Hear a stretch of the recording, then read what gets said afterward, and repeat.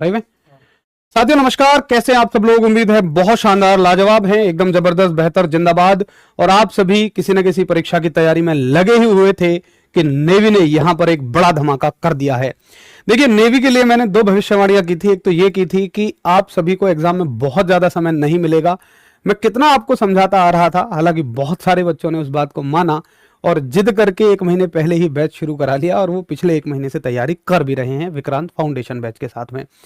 अब वहीं बहुत सारे साथियों को ये मन में सवाल होगा कि यार भैया कुल 50 दिन मिल रहे हैं, क्योंकि 14 मार्च से फॉर्म भरे जाएंगे। अगर मैं आज से भी समय मानूं तो मई के पहले हफ्ते में एग्जाम हो जाएगा, यानी 20 दिन मार्च के मान लो और अप्रैल मान लो, पूरा लगभग 50 दिन मेरे पास समय है। कैसे मैं तैयारी करूंगा इन 50 दिनों में। और एक बहुत बड़ी खुशखबरी आप सभी के सामने ये भी है कि जिस बच्चे ने ना अभी केवल 12वीं के एग्जाम दिए हैं, भाई वो भी फॉर्म भर सकता है।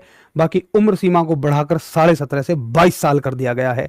तो इन्हीं सभी बहुत सारे बिल्कुल डिटेल न्यूज के साथ मैं इस नोटिफिकेशन को आपको देने वाला हूं। एक एक बात को बहुत ध्यान से सुनना। आपका कोई भी डाउट हो फॉर्म भरने से संबंधित, पेपर से संबंधित, तैयारी से संबंधित, कट ऑफ से संबंधित, सारे डाउट आप सभी के एकदम झक्कास क्लियर हो जाएंगे। बस पूरी बात आप सभी को बहुत ध्यान से सुननी है। एमआर का फॉर्म, और मैं आपको बता दूं कि नेवी आपको पता हो कि साल में ना 2 बार पेपर कराती है। तो यहां पर आपको दोनों बार के लिए एक ही बार पेपर देना है।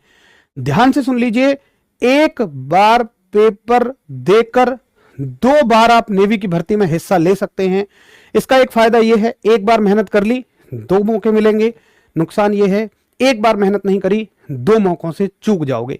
अच्छा, इस वीडियो में मैं केवल एमआर की जानकारी दूंगा। एसएसआर की जानकारी मैं पिछली वीडियो में दे चुका हूं। और मेडिकल असिस्टेंट वाले साथियों के लिए मैं 11 बजे जानकारी लेकर आऊंगा, आज अभी रात में ही, क्योंकि 10 से 11 मेरी एक क्लास है और इस वीडियो को खत्म करते करते ही 10 बज जाएंगे। तो 11 बजे मैं आप सभी के लिए फिर से मिलूंगा मेडिकल असिस्टेंट वालों के लिए। एसएसआर वाले साथी भी वीडियो कर दी है रिकॉर्डेड, उसे जाके देख लो। मेडिकल असिस्टेंट वाले साथी 11 बजे मिल जाना। अभी केवल एमआर वाले साथी मिले। एक एक डाउट आप सभी का क्लियर होगा। कौन फॉर्म भर सकते हैं, कैसे तैयारी करनी है, पेपर में क्या आता है, कितने नंबर लाने होंगे, सब कुछ। आरडब्ल्यू का बैच कौन सा है, कैसे मिलेगा, सारी जानकारी। तो पहला सवाल है, क्या मेल और फीमेल दोनों फॉर्म भर सकते हैं? तो मेल और फीमेल दोनों फॉर्म भर सकते हैं इसमें। उसके बाद एजुकेशनल क्वालिफिकेशन क्या होनी चाहिए, योग्यता क्या होनी चाहिए? तो आप केवल 10वीं पास होने चाहिए, 50% टोटल नंबर होने चाहिए। ना तो कोई ये कि क्या सब्जेक्ट होने चाहिए 10वीं में। किसी सब्जेक्ट में आपके 33 नंबर हैं, जी मेरे तो केवल पासिंग मार्क्स हैं, कोई दिक्कत नहीं है। ओवरऑल 50% आपका होना चाहिए। एक सब्जेक्ट में कम है तो कोई दिक्कत नहीं है, ठीक है। अच्छा, सबसे अच्छी बात यह है कि जिन बच्चों ने अभी 10th क्लास के एग्जाम दिए हैं वो भी इसके लिए अप्लाई कर सकते हैं। और मैं आपको बता दूं, पहले वाले बैच की ज्वाइनिंग हो जाएगी दिसंबर में। यानी कि आज से आप तैयारी करते हो ना, तो दिसंबर में एक सरकारी नौकरी आपके हाथ में होगी। भाई आपकी तो उम्र, मैं मानता हूं 10th क्लास वाले बच्चों की तो बहुत कम होगी। अगर इस दिसंबर तक आप नौकरी ले लेते हो, इसकी योग्यता 10th क्लास पास है। अगर आपकी उम्र सीमा आ रही हो तो भाई इस साल के लास्ट तक, यानी दिसंबर में आप अपनी ट्रेनिंग कर रहे होगे, नौकरी की शुरुआत कर रहे हो चुके होगे, सरकारी नौकरी की। बाकी अगले बैच की ज्वाइनिंग मई के महीने में हो जाएगी, वो सारी डिटेल मैं आपको अभी दे रहा हूं। एज कितनी होनी चाहिए? देखिए, मैं जो आपको बता रहा हूं बिल्कुल उसे देखिए आप। अगर आपकी उम्र सीमा 1 दिसंबर 2004 से लेकर 31 अक्टूबर 2009 के बीच में आती है तो आप फॉर्म भर सकते हैं। मोटा मोटी ये समझिए आप, अगर आपका जन्मदिन इन दोनों तारीखों पर या इनके बीच में कभी भी आता है, यानी कि आप 2004 से शुरू करते हुए 2009 तक चले जाइए, जो भी तारीखें बीच में पड़े उन सभी में आपका जन्मदिन आता है तो फॉर्म भर सकते हैं। इससे पहले आपकी डेट ऑफ बर्थ आती है, इसके बाद आती है, तो आप फॉर्म नहीं भर सकते हैं, ठीक है। तो ये हो गई आपकी उम्र सीमा। लेकिन इसमें एक शर्त है कि पहले बैच में उन बच्चों को बुलाया जाएगा जिनकी उम्र सीमा यहां से यहां तक के बीच में होगी, 1 दिसंबर 2004 से 31 मई 2009। और दूसरे बैच में उन बच्चों को बुलाया जाएगा जिनकी उम्र सीमा यहां से यहां तक रहेगी, ठीक है। अच्छा, आप शादीशुदा नहीं होने चाहिए, अनमैरिड होने चाहिए। हालांकि 10वीं पास करके तो कौन ही अभी शादी कर रहा होगा, सारे के सारे आप शादीशुदा नहीं होंगे।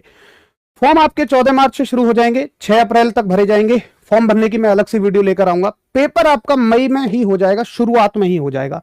तो आज से अगर आप देखें 10 तारीख से, तो आपके पास 1 मई तक, अगर मैं मानूं पेपर की डेट 1 मई भी है जल्दी से जल्दी, तो केवल 50 दिन है भाई तैयारी के लिए।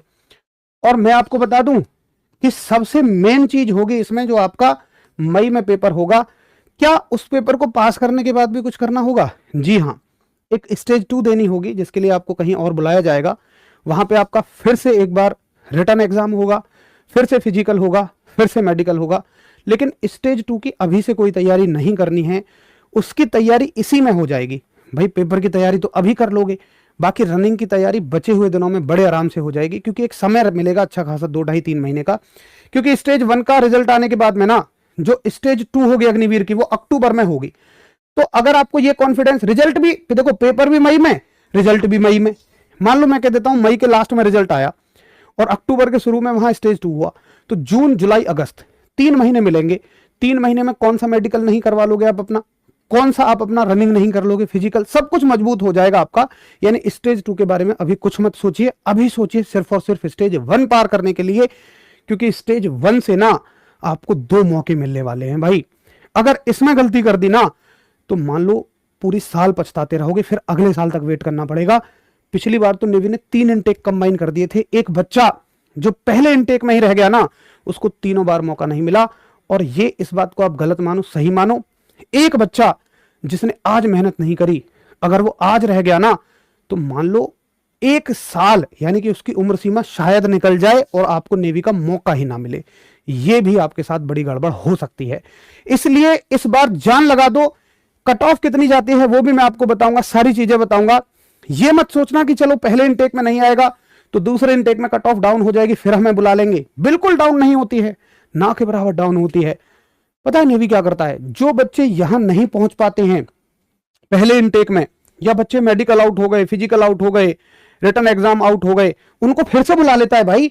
तो इस इनटेक में ना ज्यादातर इसी इनटेक के बच्चों को मौका मिलता है, नए बच्चों को ना के बराबर मौका मिलता है। इसलिए कोशिश करनी है कि पहली बार ऐसी पेपर की तैयारी कर दूं कि 2-2 मौके में बाजी मार ले जाऊं। तो ये हो गई सारी बातें।